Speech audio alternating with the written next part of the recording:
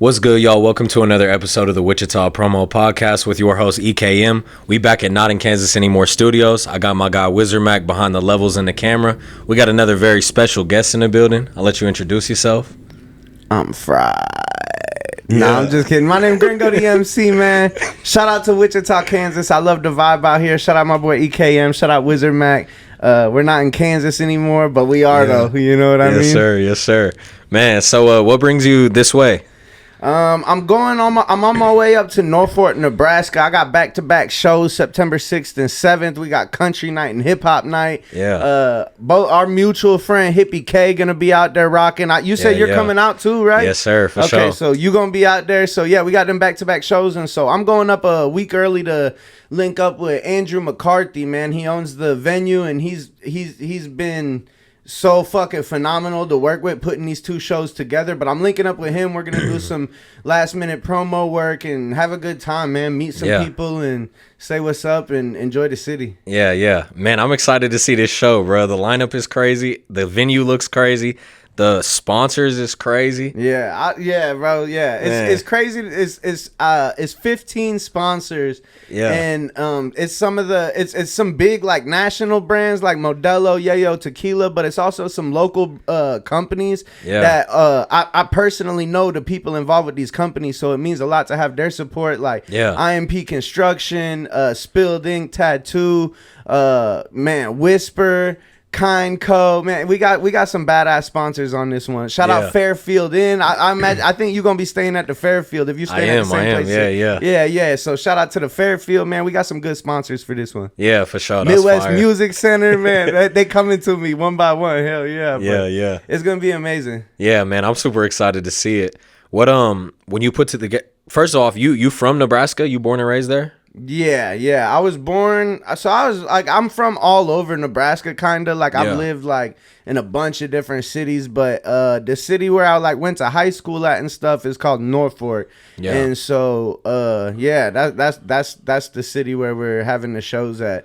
But like musically, like all my first shows were in Omaha, and I got family spread out across, all of eastern Nebraska, basically. I don't really know anybody out west. Shout out my boy JC Rain out in Kearney, though. I'll be fucking with him sometimes, but I don't really go past Kearney much. Yeah. What brought you out to Texas? So I met a dude, engineer named Chris Howard, online when I was probably like 14 or something, and I started sending him my music and he would mix and master it.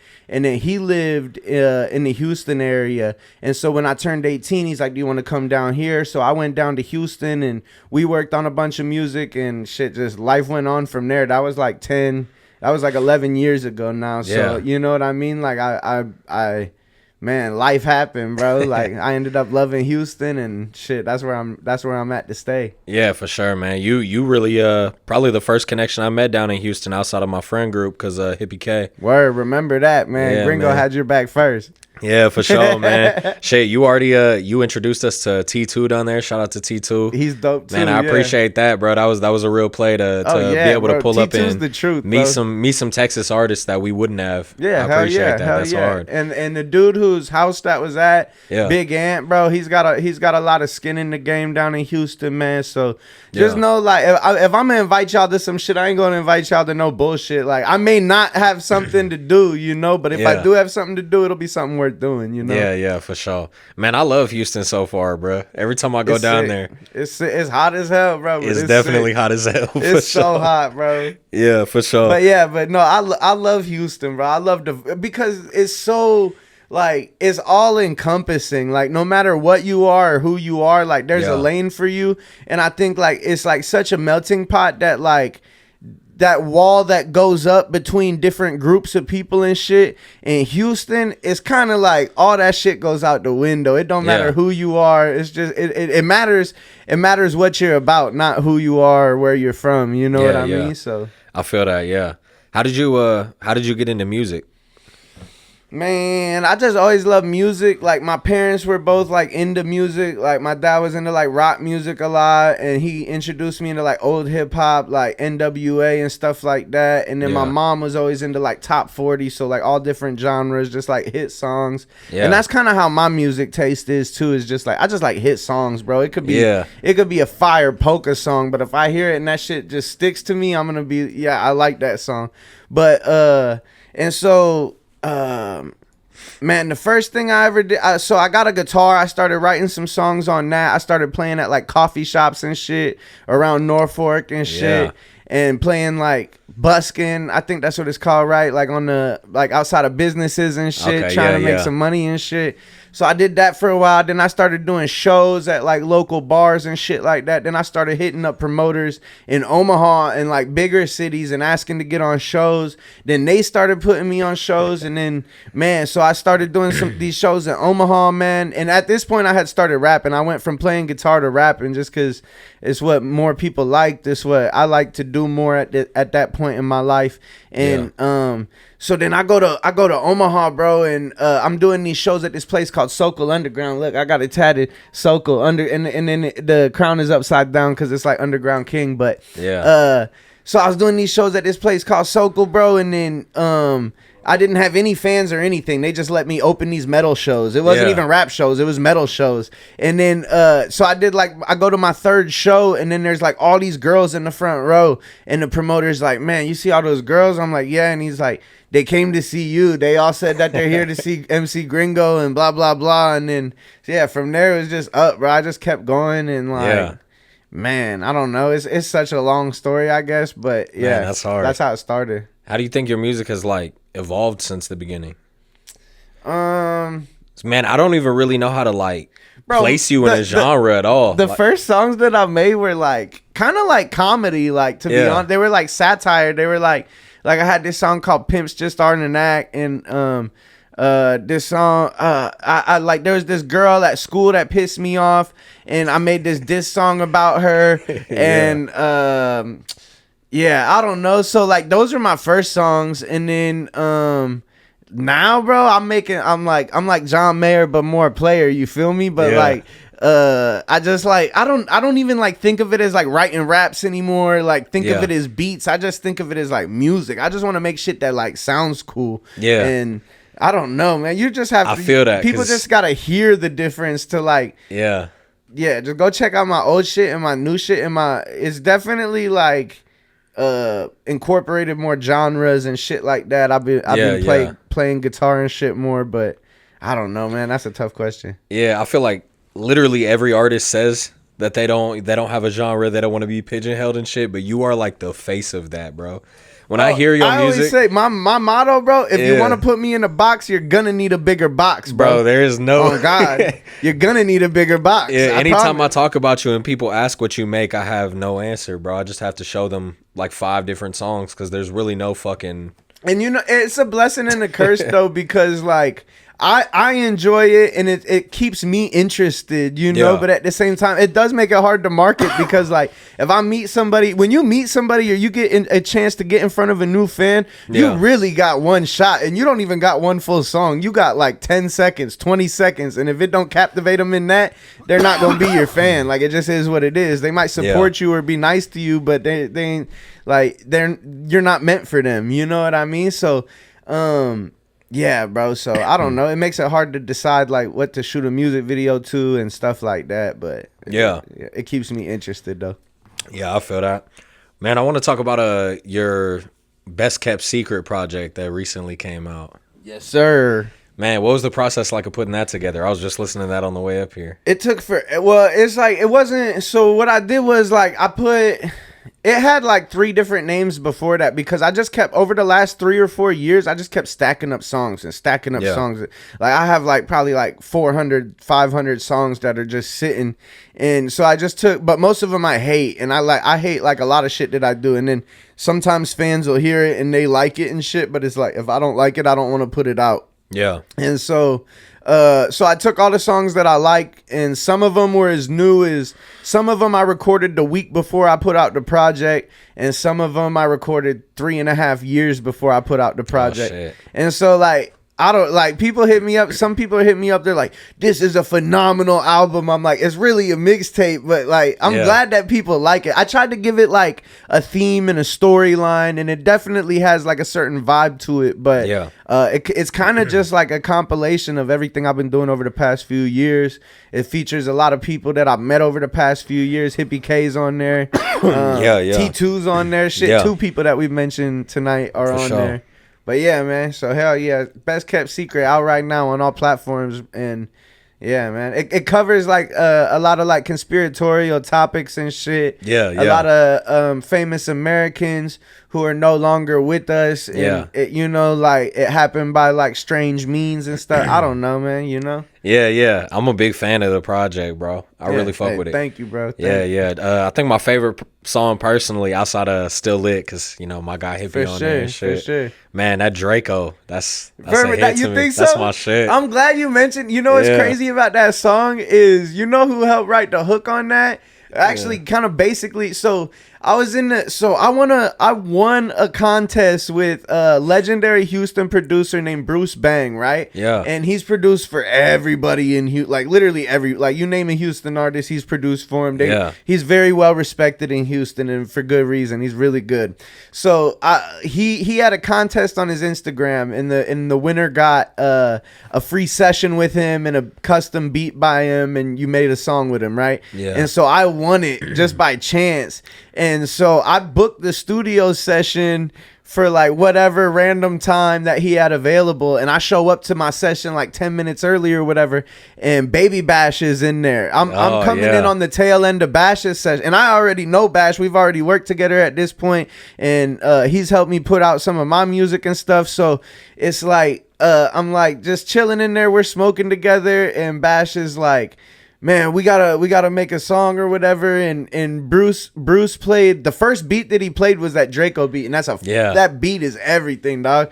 And Bash is like, man, this shit hard, this shit make me, your love is like a Draco, and he just kept saying that over and over, your love is like a Draco. He's like, man, you should use that as a hook, you know. And so I built the hook out from there, you know. I put like the specific lyrics, but that concept and that vibe and shit, that's Baby Bash all the way, bro. So and he's not like featured on the song, so like the average listener might not know that, but that's dope that you bring up that song. Yeah, man, for sure. It's crazy because that song, I want to say it's that one, Scapegoat, and then Still Lit. Yeah. Every time I listen to those 3 songs, first of all, Scapegoat and Draco, they're 2 like very different songs. They're so different. So different like from each other. It's insane, bro. But actually, I feel, hold on. Do you feel like, do you feel like they belong on the same project, or should I put them on different projects? I still fuck with it. Like as a full project, I fuck with it. Okay, like cool. It fits for sure. Because I have thought about that too. I question that with the acoustic shit and the rap shit. I'm like, should I mix them? I'm like, and I was like, you know what? Fuck it. Like I might as well. It's already mixed because I don't know, you know. So I was curious what you'd say about that. Yeah, man. Every time I listen to your stuff, you know, everybody has their specific like things that stand out, bro. Your songwriting is crazy. Like I don't even know. It stands out to me every time I listen to your music. Your songwriting is fucking cold. I appreciate it. I feel like that's like my strong suit too. You know what I mean? Like, and I feel like that's what I like. I don't know. I get like, and I've always kind of been that way. Like I've always like, even when I sang and played guitar, I always felt like I'm really not that great of a singer. I'm not that great of a guitar player, but I just try to like do something, just move people, and it tends to work, or it worked at times for me. It worked enough times for me that I was like, I want to keep doing this. And then obviously, like the more experience you get as an artist, the better you get, and you know, so you get more consistent and you're able to do better and better things. So I don't know. I just like I'm late to it too, bro. Like I'm 29. I'm about to turn 30 soon. And I'm just like, I feel like I finally got it figured out, and so I gotta go hard, bro. That's why, like, you gotta go hard. You always gotta go hard, but I really gotta go hard, you know? Yeah, for sure, man. You doing it, shit. Hey, thank you. Me and Hippy say off camera all the time, bro. You one of the main people we look up to when it comes to like promotion on our music. Shit, I love it, bro. You ain't gotta look up. Look to at me, y'all bro. shit. Nah. I look at y'all. Both of us look at y'all shit like weekly. Like, okay, this motherfucker posting a lot. This is how he's doing it. Yeah. Like, man, we try to peep that shit. Like the game you've given us with like TikTok and like Instagram reels and shit like that. Shit, I wasn't making shit. Yeah, I wasn't doing a thing, bro. Bro, the thing about it is like, and I feel to an extent, I mean, there are hacks and there are like tricks and secrets, but for the most part, bro, the people at the very, very top, like the people running the labels or whoever you perceive to be at the top, bro, they're doing the same shit as us, bro. Nobody can predict the future, bro. It's like that's why people are always at odds. People are always beefing. People are always competing because nobody can predict the future. So the best thing you could do is just wake up every day and shoot, bro, because you never know. It might go in. You know what I mean? Like it might, you know? Yeah, I feel that. For sure, your promotion is on point, man. We trying to get on that level for real. Much luck, because that's a different game. To get that compliment from WichitaPromo is crazy, dog. I appreciate it, man. Yeah, for sure, man. Shit, I be promoting the fuck out the city, but I slack when it come to myself. That's the thing I gotta work on. That's how it goes, man. Yeah. But it's honestly so dope that you do this because, like, myself, like, I learned how to engineer and produce and stuff like that, and so I also do that. But that's kind of my like. You know, because nobody needs another rapper, but everybody needs either someone to promote them and interview them, or somebody needs a producer or an engineer. So it's I tell everybody that you gotta have another lane. You can't just be a rapper, bro. Yeah, because I feel that. There's somebody else who's just as dope as you, who's not just a rapper. They also fucking play 3 instruments and speak French. You know what I mean? 100%, man. 100%. You know, so. Shit, I ain't even gonna lie. Like, the podcast I just kind of do for fun and to like promote the homies and shit, but a lot of it too, man. The WichitaPromo became a business because this music shit expensive as hell. Yeah, facts, bro. Facts, bro. That's the thing. One thing that I think a lot of like local Wichita artists struggle with, that when you are like a local upcoming artist, you got to ignore the expenses because you go so far negative, bro. That's why I learned how to do everything that I know how to do, bro. You know what I mean? Like, luckily, like early on, like I had people who believed in me and I could work with for free, and like it may not have been like, you know, radio ready quality at the time, but like it was fucking pretty good because I found somebody else who was honing in on their craft. But once you get to a certain level, bro, it's just, and also the music game right now is a lot more competitive than when I was doing that. Like 10 years ago, bro, you could put out some fairly low quality shit and people would understand. Like, but we're at the point now where there's so many fucking local rappers, bro, that if your shit don't already sound on point, then it's like, what are we doing here, bro? Like, yeah, man. Shit, I think right now in Wichita we got like 700-800 like active rappers. What the fuck, it's fucking crazy, bro. What's the population of Wichita? It's like around like 400,000, I think, something like that. Wow. The ratio of rappers is a little ridiculous for sure. So that's 1 to 500. 1 out of every 500 people ish, somewhere in that ballpark. That shit's crazy. A 1 to 500 rapper ratio is nuts. Because that's including like elderly people, babies. That's including everybody, bro. Yeah, that's insane. What a crazy statistic, bro. Yeah, man. I figured that out because I started like a separate Wichita hip hop page and just started following nothing but rappers. After a while, I was like, dog, I'm following like 1,000 fucking accounts. I was like, what's going on? No, but also, you know what probably happens is, I don't know, in Nebraska it's set up like this, but a city like Wichita, so like how many like little towns are within an hour of Wichita? Because everybody who lives in those towns is putting Wichita in their bio. 100%, you know, like, 100%. Yeah, we got a lot of McPherson artists and Salina artists and shit like that rep the dub too, for sure. They throwing up the dub for sure, bro. 100%. I would too, bro. I can't blame them. Shit, man. What do you think? As somebody who grew up in like a smaller city that's somewhat similar to Wichita, what do you think are like the big differences in the music industry between there and like Houston? Bro, even like the city I grew up in really is called Norfolk, bro. It's way smaller than Wichita. It's like, it's probably like closer to like a Hutchinson or something. Maybe bigger, maybe bigger than that by a little. I don't know, but I've never even been to Hutchinson, just by what I've heard. But like I started like musically, I started in Omaha, I guess, and like from that perspective, like honestly, at this point, it's not that much different. The difference is that the ceiling is higher in Houston. You know what I'm saying? Like, you ain't gonna open for Drake in Omaha. You know what I mean? Sure. But it's like, it is possible in Houston, however unlikely it might be. Like, you know, so it's like, the people you might run into, the people you can link up with, like living in a city like that, there's always somebody popping there. Like, I got invited to a Rockets game. I got really, really good seats. They weren't floor seats, but they were like real close to the floor. And we're chilling there, and like partway through the first quarter, it's like a big commotion, and Drake showed up. Drake's at the game and shit. And this was before BBL Drizzy, so everybody was like super hyped, bro. It was like, you know, like, And so, but that shit ain't gonna happen in other cities. Like, it'll happen in LA, Atlanta, New York. It'll happen in those cities, but like, other than that, bro, it's really like the internet leveled the playing field, bro. Like, bro. You feel like the like support level for local artists is cool in Houston? Because every Wichita artist complains the city don't support me, but then at the same time, and shit, we've said it ourselves, like, oh yeah, the city doesn't support us. Houston supports us more than our city does. But then, shit, I've had Houston artists come in here and say the exact same thing, like, man, Wichita shows me more love than my city. Yeah, I think that's just kind of how it goes. Most people that say this city showed me more love, they don't really travel enough and do enough shows to really have a good gauge of what cities fucking with them and what cities aren't. Like, if you do one show in Wichita and one show in Houston and one's popping and one's not, especially if you're not like booking the shows yourself and promoting if you're just like being added onto a show and then judging by the crowd that shows up, for sure, like you don't really know, you know. But I do think that there's something to my shows in Nebraska. Definitely started popping off a lot harder when I moved to Texas, you know. I had a fan base before that, and they showed love, and we would still like, we'd get it cracking.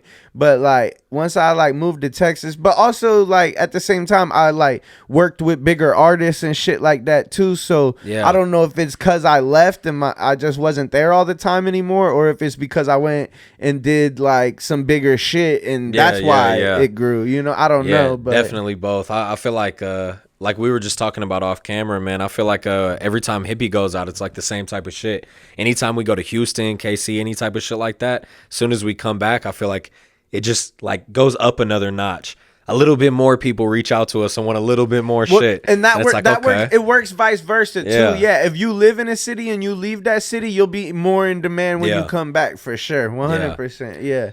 It's crazy the way that like the psychology of it works, bro. You know what I mean? Like, when you think about like, you know, like that shit matters. You know what I mean? Like, it really does matter. And I think that's why like the biggest artists, people like Kendricks and shit like that, they're so good at just shutting the fuck up and going away. You know what I mean? They'll shut the fuck up and go away for years, dog. Just so that when they come back, it's like Jesus came back, bro. It's like, holy shit, I forgot how amazing this dude was. You know what I mean? Like, that's there's an art to like doing that, you know. Like, some celebrities are great at that, bro. Kendrick's great at that. I feel like Michael Jackson was really good at that. Like, the times he chose to show himself and shit. Like, I don't know, man. Yeah, I feel you. Man, we talked about like your versatility and shit. Who are some of your musical inspirations? Because I can't pinpoint everything, bro. I started out with like when I first started, like, I grew up on my parents' music, like, which was everything from like old rock, rap, everything. I was around my grandparents a lot, lived with my grandparents at times, and they listened to like the oldies and old country. So I love like literally all that shit, bro. Then when when I was like 11 or 12 is when MySpace was big, and I got real big into all the MySpace bands and shit. And like Never Shout Never, and I was into like Chiodos and like some hardcore shit, and Devil Wears Prada and shit like that.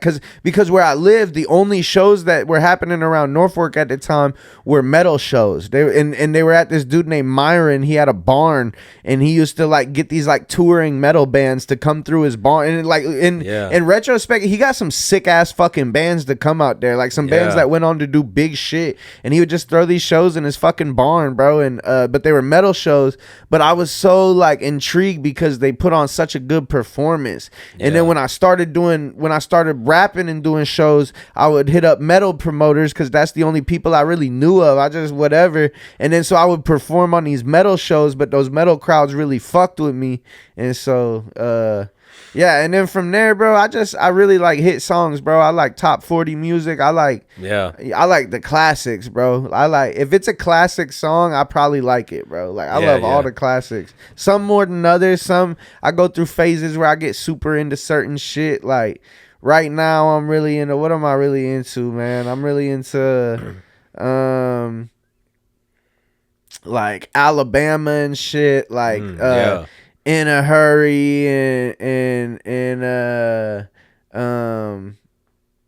I don't even fucking remember the other one I be jamming, but I've remixed 2 of them already. But I don't know, like I just like everything, bro. I really do, you know. Hey, you heard that new song by that the Indian rapper, and he made the badass music video of the motorcycle going around him? You heard, bro? It's so sick. Damn, I gotta see that. It's so sick, bro. He's like Indian. It looks like a Bollywood film or something, bro. Like it's that's fucking hard. He killed. He snapped on that bitch. I gotta see that shit. But I don't know, bro. I really like everything, bro. Like the only shit I don't really get down with, like a lot of like just like the newer mainstream shit. Like it's just all like about just like the same shit, boring shit. Like I really liked like Lil Baby. I like 42 Doug. I like a lot of that type of shit. But since then, like the last like 4 or 5 years, I haven't heard a ton of shit that I like. And I feel like that's how I know I'm getting old, because I'm starting to like feel the disconnect between me and the artists that like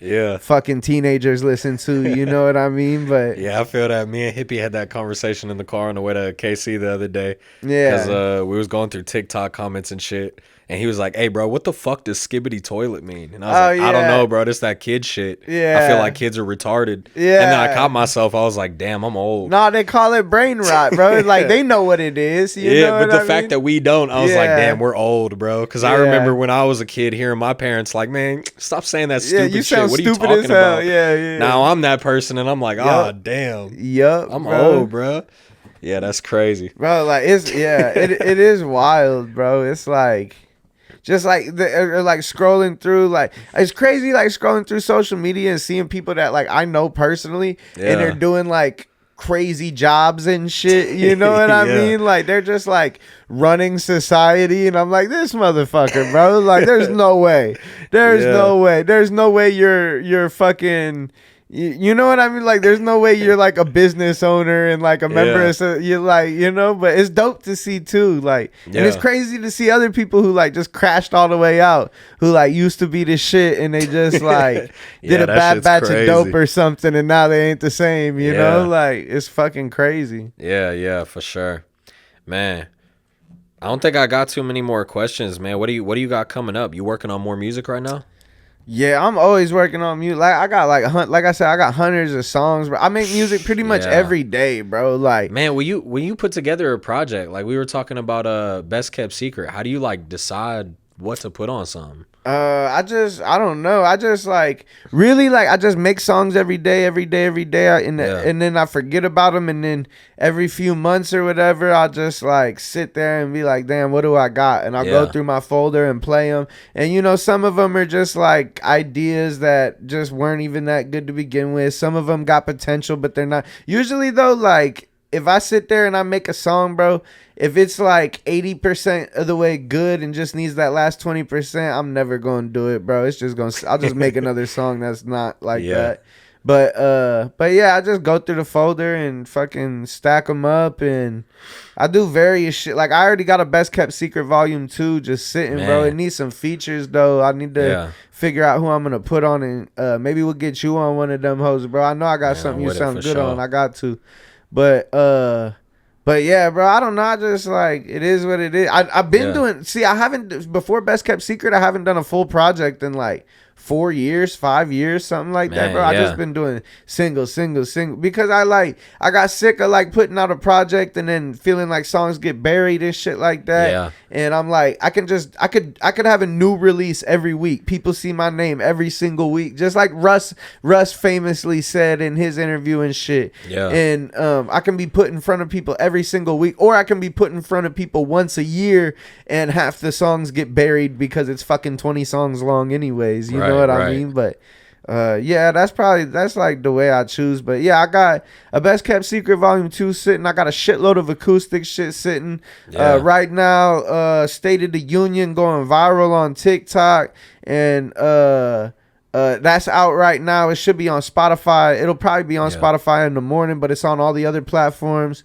And what's it called? The Kind of Crazy acoustic version, doing fucking thousands of shares on TikTok right now. I'm working on getting that out to y'all as soon as I can. It'll be out like in the next week or so. Underdog coming soon. I got so many songs, bro, and I plan on dropping them all ASAP, bro. So what about you, dog? What you got coming up? Man, same kind of shit for real. Trying to build a vault with Wzrd, man. We've been going crazy working. You trying to do projects or singles? Man, so you remember? You meet Soho? One of Hippy's producers. He be coming down to Houston with us. I think I did. I did. It's hard for me to remember that show from it, because even like I met Wzrd and I didn't. When he's like, I met you at the show. I'm like, oh fuck, I remember now. I guess, but I couldn't fucking remember. Man. Yeah, shit. I've got a little, probably like an EP with Soho sitting in the vault right now. But outside of that, I'm mainly trying to build singles, and I released singles for like a solid year that now I'm kind of looking back on, now that I've linked up with Wzrd. Quality ain't hitting the same to me now. So now I'm like, all right, I need to build a whole new discography that's like fire. Man. And that's kind of what I'm working on right now, is building up the shit with like better quality production and engineering and shit like that. And I really want to start working on out-of-state features for real. Just grabbing people from outside of Wichita. Where you trying to go? I already kind of got everybody here. What cities or states you got your eye on? Man, Houston 1,000%, man. I can't even lie. Why Houston? Shit. Houston got... My boy just gonna jump right over Oklahoma City. I swear, Oklahoma City and Dallas. Damn, like they don't exist. Oklahoma City is fire. I just personally don't know anybody in Oklahoma City yet. Bro, I want to. I've been wanting to go there for fucking years, bro. And I can't. I actually met one dude who is a really dope rapper from there. I don't even remember his name. I talked to him on Twitter a lot. And but yeah, nobody ever wanted to like help me set up a show there or anything. I'm like, and I've had people request it before, but I'm like, I don't know nobody. I don't want to just like drop into a city and like go to some venue that because I don't feel like I could pull enough people to rent out like a crazy, like a reputable venue that holds fucking 1,000 people or some shit. Like I'm looking for a smaller venue where you got to know somebody, and I just don't know anybody there, you know? Yeah, I feel you. I got people that I want to work with in like Houston, Dallas, New York, a bunch of places, but I don't have no connections in OKC yet. I would love to, because the scene out there is slept on. It's crazy. Yeah, I can imagine. Have they ever had anyone pop out of OKC? I don't know about OKC specifically. I don't think so. I think like Oklahoma has like some decently big artists, but I think it's more Tulsa for real. Really? I think. I mean, I know there's a page called Come Through Tulsa on Instagram that I'm tapped in with, and they post a lot of fucking artists, so they got a scene. I wonder, damn. I wonder if they like promote OKC art. How far is Tulsa from OKC? I think it's like a couple hours. Okay. Yeah, but shit. Damn. OKC I know has a scene too, just because I went to Castle Rose Studios there one time for a show, and it was like life changing with the music shit, bro. No shit. First professional studio I ever walked into, and it's like, you know, with the big boards and all the fucking, looks like a spaceship. Yeah, it's stupid. SSL, Yeah, so I walk in and they got 3 of them rooms, and they're fucking huge. And there's artists in there. I think PBE Pluto was in there at the time. I think who else was in there? Gorilla Zoe was in there at the time. Yeah. They was in there like making music, and I'm just walking through like getting a tour and shit. there's 3 of these big studios, and their like back wall is all glass, and they're looking out to like their own venue where there's a show going on too. Damn. It's like, dog, that's the dream. That's Make a crazy. song right here, go perform it right there. I'm like, that shit like that's too changed much. everything. I don't want to record right there. I like recording at home. That's Yeah, crazy. I feel you. That's crazy. But that's a flex for sure. That's sick. I was in OKC. Yeah, but shit, just seeing that, I'm like, if they got a studio like that there, they've got to have like a crazy amount of artists. Are you doing any songs with Hippy in Norfolk? Nah, we don't shit. Shit. We have one song that is like in the vault together that didn't end up coming out, but fuck. we need to make more for real. Yeah, fuck, we yeah. keep talking about it. Maybe we'll get you and him on something on Best Kept Secret too. That'd be tight. Yeah, for sure. I'm definitely with it, man. Fuck yeah. But yeah. Well, shit, I appreciate you having me on, Man, bro. I appreciate you coming on for real. Usually what I do, bro, honestly, when I come to Nebraska, I used to make it all in one drive, and I'm like, man, fuck that. I hate driving, and I hate riding in cars and shit. And so usually like I try to find like a small town in Kansas and get or like maybe northern Oklahoma, southern Kansas, and I get a hotel there because it's cheap as fuck. It's always like pretty fucking like quiet and chill, like, you know what I mean? Like, so I usually do that, but I was like, since I'm already gonna be doing that, I might as well stop it. I might as well just go to Wichita and fucking do the podcast. You know what I mean? Yeah. So I appreciate you, man. Anytime you in Kansas, you welcome for sure. Hell yeah, much love, and shout out Hippy for the link, man. Yeah, definitely. That's lit, bro. Hell yeah. Shout out Wzrd, man. I appreciate all y'all, man. It's dope to make this connection. For sure, man. Shit, before we get out of here, I just peeped. You got a hat on. Is that yours? Yeah. That's the merch. It's Oh yeah, that's the camera. It's a future ghost. It's a new song that I got. I'm a future ghost waiting to be born again the day I die. And yeah, go peep the song. And if you like the song, the hats will be out online soon. Right now, I'm gonna they'll only be available at the upcoming shows. But here in the next like week or two, I'll have them up online too. I also got a bunch of other merch coming out, stickers, a couple shirt designs. Shout out my boys at Cotton HTX, man. They designed this shirt and they do all my merch and shit too, man. Amazing company. My boy Sean is the truth. Yeah, man. Hell yeah. It's going down. Yeah, that's what's up, man. Shit, I appreciate you for coming through. I'm gonna put all your socials, all your links, everything like that in the description, so it's easy to find. Cool. Anything else you want to say to the people? Shit, man. Love y'all. Yeah, appreciate you, man. Appreciate you for coming through. That's another episode.